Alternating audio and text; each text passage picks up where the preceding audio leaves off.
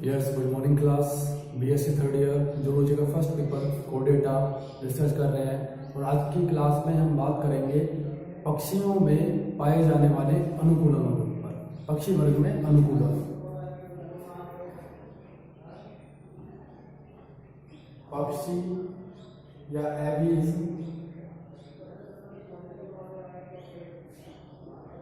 अनुकूलन।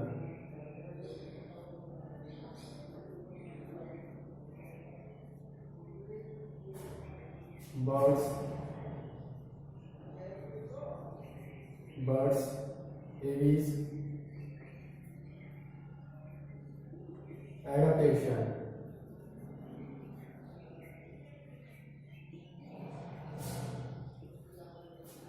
ठीक है, देखिए प्रकृति में अलग अलग तरह के आवास पाए जाते हैं और अलग अलग तरह के आवास के अंदर प्राणी सरवाइव करते हैं। ठीक है, प्रकृति में कई तरह के आवास पाए जाते हैं, जैसे कि स्थलीय वातावरण है, ठीक है, जलीय वातावरण है और वायवीय वातावरण है, मरुस्थलीय वातावरण है।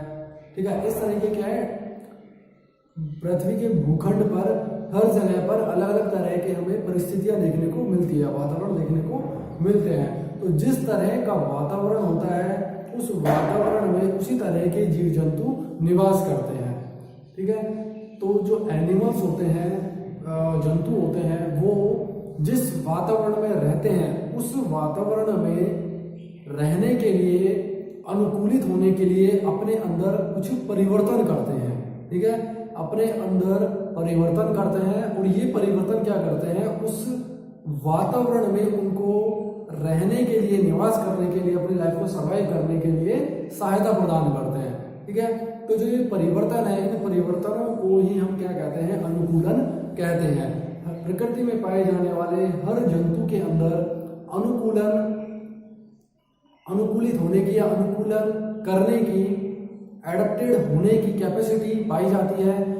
हर एक जंतु जिस तरह के वातावरण में रहता है उस तरह के वातावरण में अपनी लाइफ को सर्वाइव करने के लिए अपने अंदर संरचनात्मक रूप से या कार्यात्मक रूप से, फिजियोलॉजिकली और फंक्शनली चेंजेस कर सकता है, ये करता भी है। ठीक है, अपने आप को जिस वातावरण में वो रह रहा है उस वातावरण के अकॉर्डिंग अपने आप को ढाल लेता है हर एक जंतु। ठीक है, ऐसी क्षमता पाई जाती है प्रकृति में पाए जाने वाले सभी जंतुओं के अंदर। और जो ये क्षमता है अपने अंदर परिवर्तन करने की, अपने वातावरण के अनुकूल, इस क्षमता को ही हम कहते हैं अनुकूलन या फिर एडाप्टेशन। ठीक है, तो अनुकूलन या फिर एडाप्टेशन है, ये क्या है, प्रत्येक प्राणी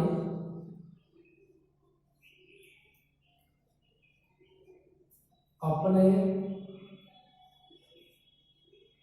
निवास वातावरण के अनुसार या अनुरूप अपने अंदर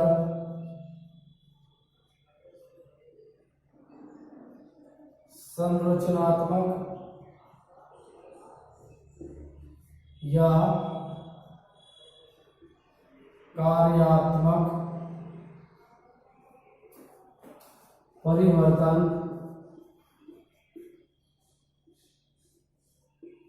करने में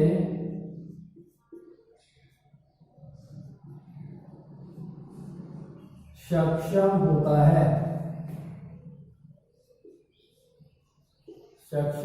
है, इस प्रक्रिया को अनुकूलन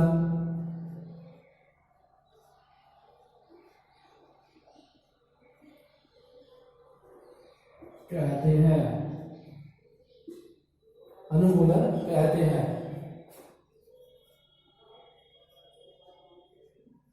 अनुकूलन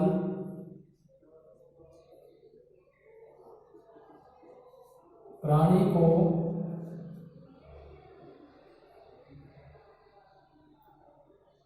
उसके आवास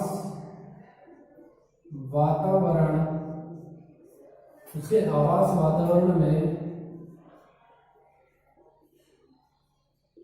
निवास करने में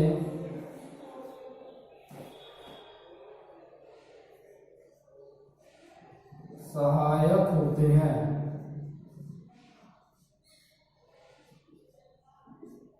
ठीक है, प्रत्येक प्राणी में अपने निवास वातावरण के अनुसार अपने अंदर संरचनात्मक या कार्यात्मक परिवर्तन करने की क्षमता पाई जाती है या सक्षम होते हैं। प्रत्येक प्राणी अपने निवास वातावरण के अनुसार अपने अंदर संरचनात्मक या कार्यात्मक परिवर्तन करने में सक्षम होता है। इस प्रक्रिया को अनुकूलन कहते हैं, एडेप्टेशन कहते हैं। और जो ये एडेप्टेशन है, अनुकूलन के फलस्वरूप जीव अपने अंदर या अपने शरीर के अंदर संरचनात्मक रूप से या कार्यात्मक रूप से जो भी परिवर्तन करता है, ये परिवर्तन क्या करते हैं, उसके निवास वातावरण में उसको जीने के लिए, जीवन यापन करने के लिए सहायता प्रदान करता है। ठीक है, इसे हम कहते हैं अनुकूलन।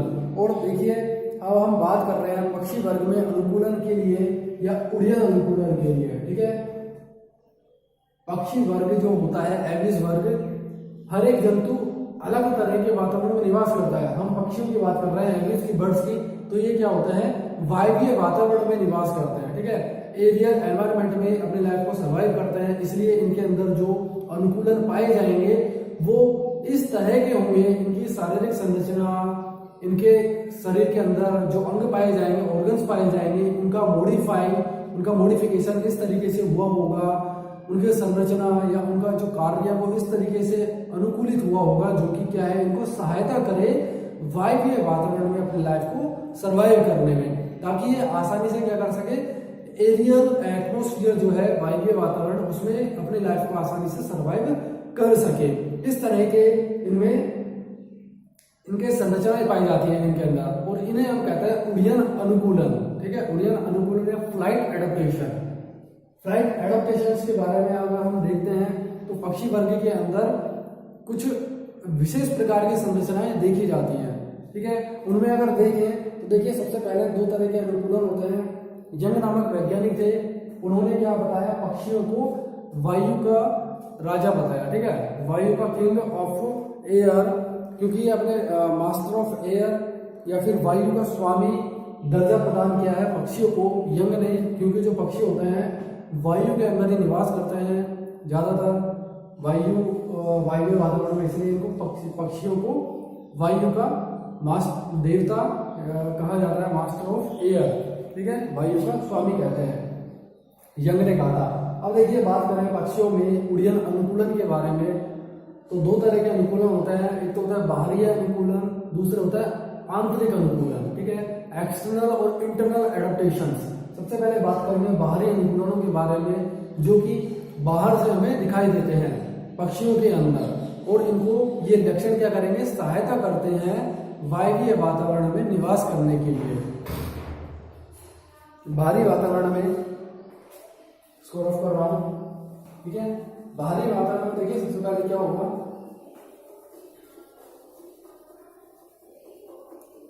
बाहरी वातावरण में ये सबसे पहले देखा जाता है इनका शेप ऑफ बॉडी को। ठीक है, बॉडी का जो आकार है वो विशेष प्रकार का होता है, इनमें विशेष प्रकार का होता है।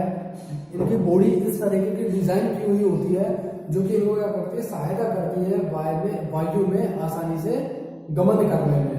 ठीक है, बाहरी लक्षण होंगे, सबसे पहला जो है वो है शरीर का आकार।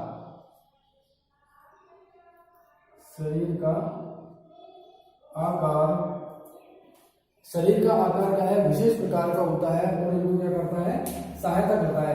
इनकी जो बॉडी है, उसका जो कंपोजिशन है, संगठन है, वो स्पेसिफिक टाइप का हुआ होता है, और इनको सहायता करता है। इनकी जो शरीर है उसका आकार होता है नौका के समान, जैसे बोट होती है, आगे से सुकड़ी हुई, ठीक है, कंस्ट्रक्टेड, फिर पीछे की तरफ से फैली हुई। इस तरीके से इनकी जो बॉडी होती है, आगे से सुकड़ी हुई और पीछे से, बीच में से मोटी, फिर दोबारा से सुकड़ी, इस तरीके की इनकी बॉडी होती है। जैसे बोट होती है, इस तरीके की बोट, आगे से पतली, बीच में से मोटी, फिर पतली। उसी तरीके से इनकी बॉडी का शेप जो होता है वो इस तरीके से होता है।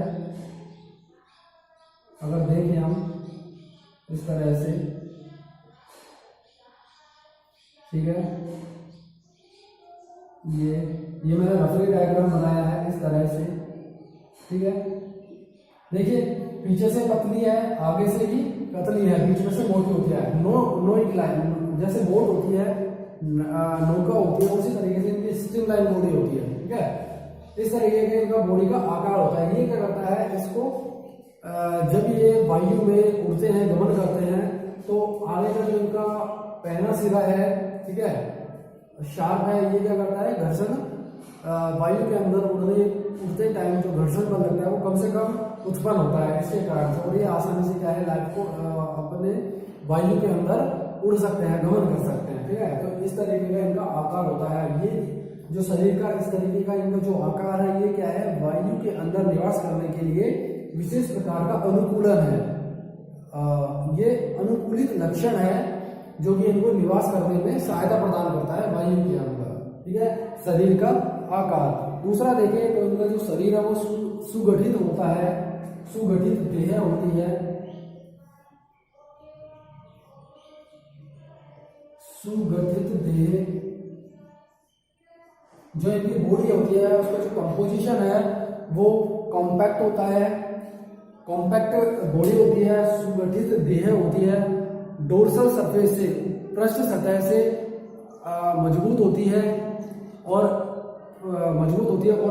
हल्की होती है। और जो वेंट्रल सरफेस है, अधर सतह, नीचे की तरफ से इनका जो शरीर होता है वो भारी होता है, ठीक है, भारी होता है।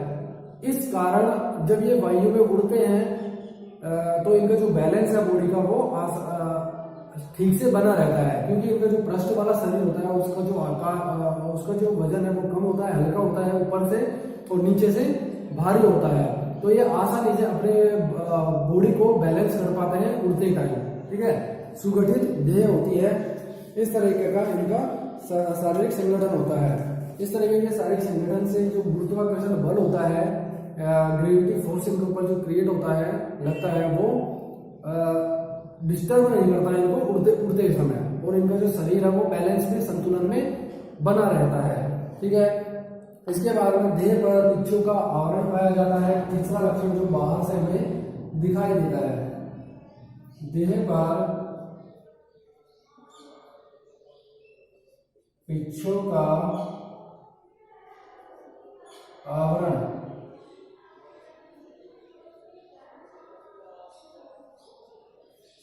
ठीक है। देह पर पिच्छों का आवरण, इनका जो शरीर होता है कंप्लीटली पूरी तरीके से फीदर से कवर्ड होता है, पिच्छों से ढका हुआ होता है। जो ये पिच है ये डेरिवेटिव स्ट्रक्चर है, व्युत्पन्न संरचनाएं हैं अध्यावरण तंत्र की। इनकी जो स्किन होती है, अध्यावरण तंत्र होता है, उससे व्युत्पन्न संरचना के रूप में उत्पन्न हुए होते हैं पिच फीदर्स, जो कि इनकी पूरी बॉडी को कवर किए हुए होते हैं, आवृत किए हुए होते हैं। और जो ये फीदर है ये पीछे की तरफ होते हैं, ठीक है, आगे से जुड़े हुए होते हैं और पीछे की तरफ ये फ्री होते हैं, खुले हुए स्वतंत्र होते हैं पीछे की तरफ, ठीक है, हल्के होते हैं ये, ठीक है। ये शरीर के टेम्परेचर को अंदर ही बनाए रखते हैं और इनके उड़ने में सहायता प्रदान करते हैं, ठीक है।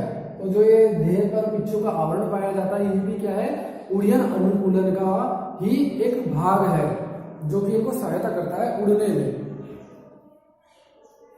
क्योंकि इनका पूरा शरीर पिच्छों से ढका हुआ होता है। इसलिए ये ठंडे जगह पर हो या फिर गर्म जगह पर हो, ठीक है, दोनों ही जगह पर ये क्या है, निवास कर सकते हैं, क्योंकि इनके शरीर का जो हीट है अंदर की वो अंदर ही बनी रहती है, क्योंकि इनका पूरा शरीर कवर्ड होता है पिच्छों की सहायता से, फीदर्स से, ठीक है। इसके बाद में बात करें तो इनके जो अग्रपाद होते हैं, 4 लिम्ब होते हैं, वो मॉडिफाई हो जाते हैं विंग्स के अंदर, फीदर विंग्स के अंदर, ठीक है। इनके जो अग्रपाद होते हैं वो पंखों में परिवर्तित हो जाते हैं और पंखों का निर्माण कर लेते हैं। अग्रपाद का पंखों में रूपांतरण, अग्रपाद का पंखों में रूपांतरण, ठीक है। ये वाला अग्रपादों का पंखों में रूपांतरण, ये भी क्या है, उड्डयन अनुकूलन का ही भाग है। इनके जो अग्रपाद पाए जाते हैं, पैर जो होता है वो पश्चपाद होता है, और जो अग्रपाद होता है वो पंखों में विंग्स में कन्वर्ट हो जाता है, modified for limb into wings. ठीक है, इनके जो अग्रपाद होता है पंखों में रूपांतरित हो जाते हैं, और पंखों की जो पेशियां होती हैं, जो मसल्स होती हैं, वो स्टर्नम से जुड़े हुए होती है। स्टर्नम अस्थि होती है जो कि पसली आगे की तरफ पसलियां जुड़ी हुई होती हैं। ठीक है, अपने यहाँ पर सेंटर में जो अस्थि होती है, बोन होती है सीधी। ठीक है, ये क्या है, स्टर्नम है। तो पक्षियों के अंदर जो स्टर्नम होती है, इसका जो एंड है वो सुविकसित होता है। ठीक है, नोतल का निर्माण करता है, और इससे स्टर्नम से पंखों की जो पेशियां होती है वो मजबूती से जुड़ी हुई होती है। मजबूत पेशियां, स्ट्रॉन्ग मसल्स पाई जाती है विंग्स के अंदर, पंखों के अंदर, जो कि पक्षियों को, बर्ड्स को उड़ने में, फ्लाइट करने में क्या करती है, सहायता करती है।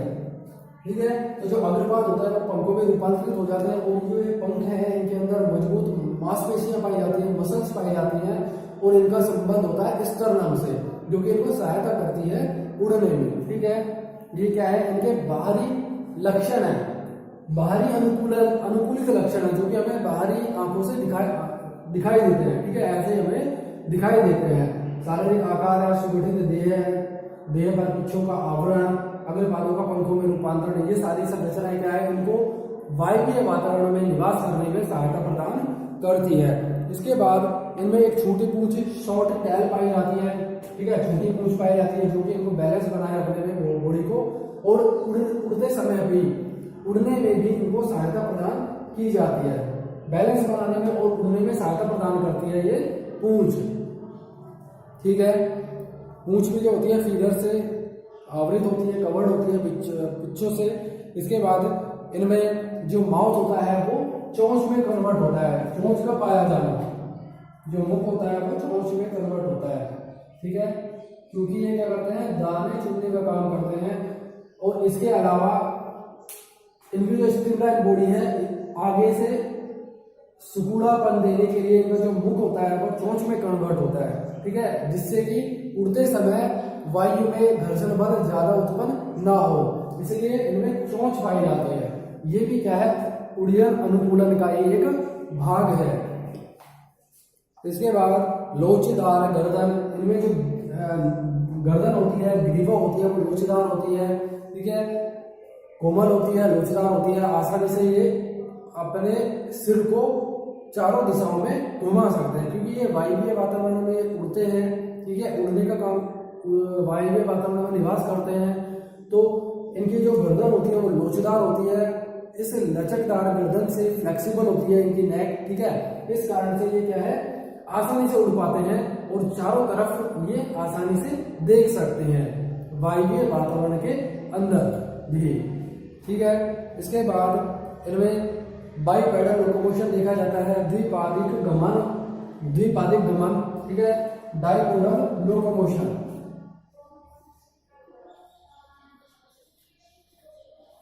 द्विपादिक गमन,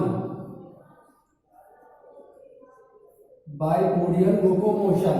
इनमें जो अग्रपाद होते हैं वो क्या है, इनमें जो अग्रपाद है वो पंखों में रूपांतरित होते हैं, और जो पश्चपाद होते हैं वो पैर में कन्वर्ट होते हैं, और वो अंत में अंगुलियों में या फिंगर्स में डिवाइडेड होते हैं, विभाजित होते हैं। ठीक है, तो इनके अंदर केवल जो ये पश्चपाद है, इनके द्वारा ही इनमें गमन देखा जाता है, चलने का काम किया जाता है, पंखों के द्वारा उड़ने का काम किया जाता है। और जो पश्चपाद होते हैं, हिंड लिम्स जो होते हैं पश्चपाद, उनके द्वारा इनमें द्विपादिक गमन हो पाता है।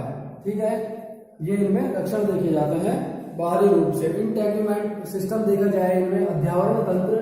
ठीक है, जो इनका अध्यावरण तंत्र है, इनकी जो स्किन होती है वो ढीली जुड़ी हुई होती है इनकी स्किन से, मजबूती से जुड़ा हुआ नहीं होता। इनका जो इंटेग्यूमेंट सिस्टम है, अध्यावरण तंत्र का निर्माण होता है स्किन से। जो स्किन होती है, त्वचा होती है, वो अध्यावरण तंत्र का निर्माण करती है। ठीक है, तो जो इनका अध्यावरण तंत्र है वो मजबूती से जुड़ा हुआ नहीं होता, एकदम ढीला होता है और सॉफ्ट होता है। इस कारण से ये वायवीय वातावरण के अंदर आसानी से रह पाते हैं और इनमें पंखों के द्वारा जो उड़ने का काम होता है वो आसानी से किया जाता है, क्योंकि इनका जो इंटेग्युमेंट सिस्टम है, अध्यापन तंत्र, वो मजबूती से जुड़ा हुआ नहीं होता इनके उत्तकों से। ठीक है, इसके बाद बात करते हैं आंतरिक अनुकूलन की। अभी तक जो ये अनुकूलन हमने देखे ये क्या है, एक्सटर्नल थे। जो ये एडेप्टेशंस हैं, एडेप्टेटिव जो कैरेक्टर्स हैं, ये सारे क्या है, एक्सटर्नल हैं, एक्सटर्नल फीचर्स है, बाहरी लक्षण है जो हमें दिखाई देते हैं। अब इनके शरीर में कुछ आंतरिक लक्षण भी देखने को मिलते हैं हमें। ठीक है, जब इनकी स्टडी की जाती है आंतरिक रूप से इनके उत्तकों की, ठीक है, तो इनमें इंटरनल मॉडिफिकेशन भी देखे जाते हैं बॉडी के अंदर, जो कि क्या है, आंतरिक अनुकूलित लक्षण है और इनको सहायता करते हैं वायवीय वातावरण में, एरियल एटमोस्फियर में सर्वाइव करने में। उनमें जो फर्स्ट है वो है बलिष्ठ उड्डयन पेशियां। ठीक है, इनके अंदर स्ट्रॉन्ग मसल्स पाई जाती हैं जो कि इनके विंग्स के अंदर इनके विंग्स में पाई जाती हैं और विंग्स को, पंखों को जोड़ने का काम करती है स्टर्नम से। ठीक है, इनकी जो स्टर्नम बोन्स होती है, ठीक है, उरोस्थि अस्थि, ठीक है, उरोस्थि से जुड़ी हुई होते हैं इनके पंख के अंदर पाई जाने वाली पेशियां, और वो पेशियां क्या होती है, बलिष्ठ होती है, मजबूत होती हैं, इसलिए ये वायु में लंबे समय तक उड़ सकते हैं, आसानी से उड़ सकते हैं। ठीक है, मजबूत पेशियां पाई जाती हैं इनके शरीर में। इसके पश्चात पक्षी शाद की क्रिया, मैकेनिज्म ऑफ पर्सिंग, पक्षियों में पक्षीपाद की क्रिया पाई जाती है। देखिए, इनमें केवल पक्षीपाद पाए जाते हैं जब ये किसी सरफेस पर बैठते हैं, तार पर बैठते, आपने बैठे हुआ देखा होगा पक्षियों को तार पर, ठीक है, केबल पर बैठ जाते हैं, ये आसानी से अपनी बॉडी को मेंटेन कर लेते हैं उसके ऊपर, तार के ऊपर ये आसानी से बैठ जाते हैं, फिर किसी भी सरफेस पर ये आसानी से बैठ जाता है। जब ये सरफेस पर बैठते हैं नीचे की तरफ, तो उस टाइम क्या होता है, या फिर किसी पेड़ की डाली पर बैठते हैं, तो उस टाइम बैठते समय इनके जो हिंडलिंग होते हैं, पश्चपाद होते हैं, वो पीछे की तरफ, पीछे से झुकते हैं नीचे की तरफ। ठीक है, जब ये झुकते हैं तो इनकी जो अंगुलोस्थियां होती हैं, इनकी जो मेटाकार्पल्स होती है, मेटाटोर्सल्स होती है, इनकी मेटाटोर्सल्स, उनकी जो अस्थियां होती हैं, उनमें जो पेशियां होती है, मसल्स होती हैं, वो क्या है, कॉन्ट्रैक्शन करती हैं, खिंचाव उत्पन्न होता है, और खिंचाव उत्पन्न होने के कारण से इनकी जो अंगुलास्थियां हैं, ठीक है, मेटाटोर्सल्स है, वो क्या है, इस तरह से बंद हो जाती है। जैसे कि ये कोई केबल है, ठीक है, इस केबल के ऊपर कोई बर्ड आकर जब बैठेगा तो उसकी जो पैर हैं, वो जब वो बैठेगा तो पैर पीछे की तरफ मुड़ते हैं, मुड़ने के कारण से उनमें जो मेटाकार्पस पश्चपाद की जो ये अंगुलियां होती हैं, ठीक है, ये अंगुलियां इस तरह से पीछे, इनकी जो पेशियां होती है वो उनके अंदर खिंचाव उत्पन्न होता है, और खिंचाव होने के कारण से ये इस केबल को इस तरह से चारों तरफ से जकड़ लेता है। ठीक है, जकड़ने से आसानी से इसके ऊपर बैठ पाते हैं, इनका बैलेंस बन जाता है। तो इस तरीके से इनके अंदर ये क्रिया पाई जाती है, इस क्रिया को बोलते हैं पक्षी शाद की क्रिया। ठीक है, जो कि वो क्या करता है, किसी सरफेस से अटैच होने में या फिर संतुलन बनाने में, केबल के ऊपर बैठने में, किसी ट्री के ब्रांच के ऊपर बैठने पर, ठीक है, वृक्ष की टहनियों के ऊपर बैठने पर वो बैलेंस बनाने में क्या करता है, सहायता करता है। ठीक है, ये क्या है, इंटरनल फीचर्स हैं। एंडोस्केलेटल सिस्टम की बात करें, अंतःकंकाल तंत्र की, तो इनका जो अंतःकंकाल तंत्र अस्थियों का बना हुआ होता है, और अस्थियां जो हड्डियां होती है वो होलोई टाइप की होती है, खोखली होती हैं। ठीक है, इनकी हड्डियां खोखली होती हैं, खोखली होने के कारण इनका जो अंतःकंकाल है, एंडोस्केलेटल सिस्टम है, वो हल्का होता है, ज्यादा वजन नहीं होता, क्योंकि इनको उड़ना होता है वायवीय वातावरण में, तो इनका शरीर जितना हल्का होगा उतनी ही आसानी से ये क्या है, वायवीय वातावरण में अपनी लाइफ को सर्वाइव कर पाएंगे। इसीलिए इनके जो हड्डियां होती हैं, एंडोस्केलेटल सिस्टम होता है, वो खोखला होता है, खोखले होने के कारण हल्का होता है। ठीक है, इसके बाद में इनमें श्वसन तंत्र की बात करें तो श्वसन तंत्र क्या होता है, विकसित प्रकार का होता है, क्योंकि इनमें जो उपापचय क्रियाएं होती है, मेटाबॉलिज्म रिएक्शंस, वो स्पीडली से होती है। उपापचय क्रियाओं की जो गति है वो तेजी से होती है पक्षियों के अंदर, बर्ड्स के अंदर, और उपापचय क्रियाओं के लिए, मेटाबॉलिज्म रिएक्शंस के लिए नेसेसरी हो रही है ऑक्सीजन गैस की। ठीक है, ऑक्सीजन गैस की आवश्यकता होती है। जब उपापचय क्रिया इनके अंदर तेजी से चलती है तो ऑक्सीजन की ज्यादा मात्रा की इनको आवश्यकता होती है। उसके लिए इनके अंदर जो श्वसन तंत्र होता है, रेस्पिरेटरी सिस्टम होता है, वो सुविकसित होता है। ठीक है, सुविकसित होता है। लंग्स के अंदर, इनके अंदर लंग्स पाए जाते हैं मेन श्वसन अंग के रूप में, रेस्पिरेटरी ऑर्गन्स के रूप में लंग्स पाए जाते हैं, फेफड़े पाए जाते हैं। और फेफड़े क्या होते हैं, सुविकसित प्रकार के होते हैं। एक्स्ट्रा वायु कुपिकाएं पाई जाती है, एयर सेक पाए जाते हैं इनके बॉडी के अंदर, लंग के अंदर, जो कि इनको क्या करते हैं, प्रचुर मात्रा में ऑक्सीजन की आपूर्ति कराने में सहायता करते हैं। ठीक है, और इनकी कोशिकाओं को ज्यादा मात्रा में ऑक्सीजन की आपूर्ति हो पाती है और उपापचय क्रियाएं तेज गति से चल पाती हैं। और उपापचय क्रियाओं के फलस्वरूप ऊर्जा की उत्पत्ति की जाती है शरीर के अंदर, और जो भी कार्य संपन्न किया जाता है उसके संपन्न करने में उस ऊर्जा का उपयोग किया जाता है। ठीक है, इसके अलावा लंग्स तो सुविकसित पाए ही जाते हैं। इसके अलावा इनके शरीर के अंदर वायु कुपिकाएं या फिर वायु कोष भी पाया जाता है, एयर सेक भी पाए जाते हैं, जो कि इनके अंतरांगों के मध्य में, इंटरनल जो ऑर्गन्स होते हैं बॉडी के अंदर, उनके मध्य में जगह जगह पर उत्तकों के टिश्यू के सेंटर में बीच बीच में वायु कुपिकाएं पाई जाती है। उन वायु कुपिकाओं के अंदर एयर सैक्स के अंदर एयर फिल होती है। ठीक है, वायु कुपिकाओं के अंदर वायु भरी हुई होती है। इससे इनका जो शरीर होता है वो लाइट होता है। ठीक है, उत्प्लावकता बनी रहती है शरीर के अंदर। इससे ये वायु के अंदर आसानी से उड़ पाते हैं, इजीली आसानी से उड़ पाते हैं, क्योंकि शरीर के अंदर लंग्स होते हैं और उसके अलावा वायु कुपिका भी, एयर सेक्स भी पाया जाता है जिनके अंदर वायु भरी हुई होती है। ठीक है, तो इनका जो शरीर होता है एकदम हल्का हो जाता है और उड़ने में इनको आसानी होती है। ये क्या है, इनके इंटरनल फीचर है, बॉडी एडिफाइड है। ठीक है, एडेप्टेशन है, ये मॉडिफाई हो चुके हैं, मॉडिफाई हो गए हैं इनका बॉडी का स्ट्रक्चर कुछ इस तरह से। ठीक है, सर्कुलेटरी सिस्टम की बात करें, परिसंचरण तंत्र, तो इनमें परिसंचरण तंत्र होता है, वो भी सुविकसित प्रकार का होता है। विकसित प्रकार का हर्ट पाया जाता है, इनके अंदर हृदय पाया जाता है, और जो हृदय होता है वो 4 कक्षीय होता है। ठीक है, 4 कक्ष पाए जाते हैं इनके अंदर, जिनमें 2 आगे 2 नीचे, ऑर्टरी और वेंट्रिकल्स पाए जाते हैं। प्योर ब्लड और इम्प्योर ब्लड, शुद्ध रुधिर और अशुद्ध रुधिर चैम्बर्स के अंदर अलग अलग होते हैं। जो 4 चैम्बर्स होते हैं इनके हार्ट के अंदर, चारों पक्षों के अंदर शुद्ध रुधिर और अशुद्ध रुधिर अलग अलग बना रहता है। दोहरा परिसंचरण तंत्र इनके अंदर पाया जाता है, डबल सर्कुलेटरी सिस्टम। ठीक है, रुधिर एक बार लंग्स के अंदर आता है, एक बार हार्ट के अंदर आता है, हृदय के अंदर आता है एक बार, दूसरी बार जाता है लंग्स के अंदर शुद्ध होने के लिए, फिर वापस आता है हृदय के अंदर। तो हृदय के अंदर जो रुधिर है वो 2 बार आता है, इसलिए इसमें डबल सर्कुलेटरी सिस्टम पाया जाता है। ठीक है, इनका जो बॉडी का टेम्परेचर है वो कांस्टेंट होता है, नियत बना रहता है।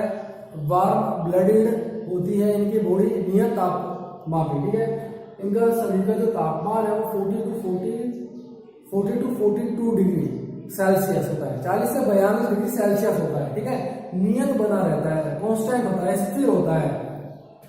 वार्म ब्लडेड होते हैं ये बर्ड्स, इसलिए ये हर तरह के वातावरण में आसानी से निवास कर पाते हैं। जहां पर टेम्परेचर कम हो या टेम्परेचर हाई हो, कम टेम्परेचर वाली जगह पर भी और हाई टेम्परेचर वाली जगह पर भी ये जो बर्ड्स होते हैं, पक्षी होते हैं, वो पाए जाते हैं। क्योंकि इनका जो शरीर होता है, जो ये जीव होते हैं, ये क्या होते हैं, नियत तापमापी होते हैं, वार्म ब्लडेड होते हैं, और इनका शरीर का जो तापमान है वो 40 से 42 डिग्री सेल्सियस होता है, जो कि सभी जंतुओं की तुलना में सबसे अधिक होता है। ठीक है, इसके बाद में इनमें जो उत्सर्जन होता है वो भी प्रभावी होता है, एक्सक्रीशन सिस्टम।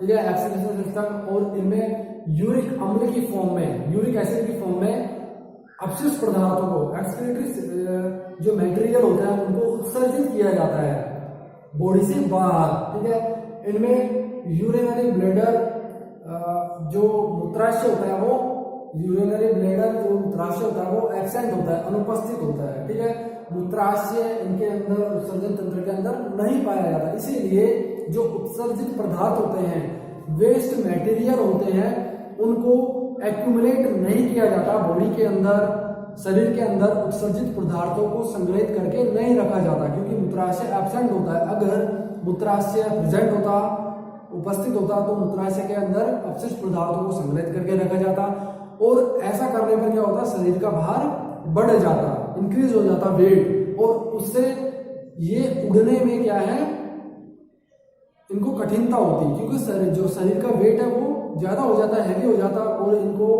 क्या है, इनका जो वातावरण है वो वायवीय है, वायवीय वातावरण के अंदर ये रहते हैं, इसलिए इनके शरीर के अंदर इस तरह से मॉडिफाई किया है, इनके शरीर की संरचना इस तरह से की गई है कि इनका शरीर का जो वेट है वो कम से कम बना रहे, ठीक है। इसीलिए इनके उत्सर्जन तंत्र में मूत्राशय नहीं पाया जाता, इनके जो उत्सर्जी मटेरियल बनता है शरीर के अंदर, जो उत्सर्जित पदार्थ वेस्ट मटेरियल बनता है, उनको डायरेक्टली बनते ही उत्सर्जित कर दिया जाता है, शरीर से बाहर निष्कासित कर दिया जाता है, संग्रहित करके नहीं रखा जाता। इसलिए इनका शरीर क्या है, अतिरिक्त भार का वहन नहीं करता, इसीलिए इनमें मूत्राशय एब्सेंट होता है, ठीक है। इसके बाद में इनका जो ब्रेन होता है या फिर जो सेंस ऑर्गन्स है वो भी वेल डेवलप होते हैं। इनमें सेरिब्रम और सेरिबेलम जो ब्रेन का पार्ट है, सेरिब्रम और सेरिबेलम अग्र मस्तिष्क और अनुमस्तिष्क का पार्ट, ठीक है, वो सुविकसित होते हैं। इनकी जो नेत्र होती हैं, आइस होती हैं, दृष्टि का जो ज्ञान है इनका वो भी बहुत तेज होता है, क्योंकि ये वायवीय वातावरण में रहते हैं, काफी ऊंचाई पर उड़ते हैं, तो ये काफी ऊंचाई पर उड़ने के बावजूद भी पृथ्वी की धरातल की जो चीजें होती हैं उनको ये देख पाते हैं, अपने शिकार को आसानी से ये देख लेते हैं, क्योंकि इनमें जो दृष्टि ज्ञान होती है, दृष्टि जो पिंड होता है इनमें ऑप्टिकल जो नोब्स होती है वो वेल डेवलप होती है इनके अंदर, ठीक है। इस तरीके का इनका स्ट्रक्चर देखा जाता है वेल डेवलप टाइप का। रिप्रोडक्टिव ऑर्गन्स की बात करें, प्रजनन तंत्र की बात करें, तो प्रजनन तंत्र में प्रजनन तंत्र के द्वारा इनके अंदर अंडों का उत्पादन किया जाता है, ठीक है। ये क्या है, ओविपेरिटी है, अंडज है ये, ठीक है, अंडे देने का काम करते हैं, इसीलिए शिशु को अपने शरीर के अंदर रखकर उसका अतिरिक्त भार वहन नहीं करते, ये अंडे देने का काम करते हैं। फिर अंडे के अंदर जो इनके चाइल्ड होते हैं, जो बच्चे होते हैं, उनका परिवर्तन होता है, डेवलप होता है, ठीक है। इनके गर्भाशय के अंदर बच्चों का परिवर्तन नहीं होता, केवल ये अंडे देने का काम करते हैं, और शरीर से बाहर ही अंडों के अंदर जो इनके नव संतति होते हैं उनका परिवर्तन होता है, ठीक है। इसके अलावा इनमें केवल बायां अंडाशय पाया जाता है, लेफ्ट साइड में ओवेरी पाई जाती है और लेफ्ट साइड की ही ओविडक्ट पाई जाती है, केवल एक ही अंडाशय के अंदर पाया जाता है।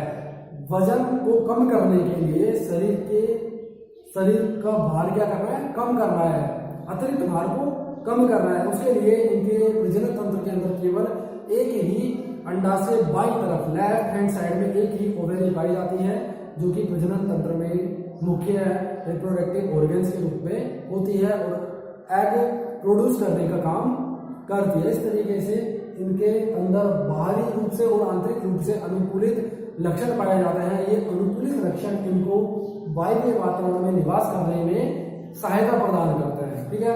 इन लक्षणों की सहायता से ये आसानी से वायवीय वातावरण में अपनी लाइफ को सर्वाइव कर पाते हैं और लंबे समय तक जी पाते हैं, ठीक है। आज की क्लास में हमने बात की है हैबिसबर्ग में एडाप्टिव लक्षणों की, उड़न अनुकूलनों की। आज के लिए इतना ही, थैंक यू।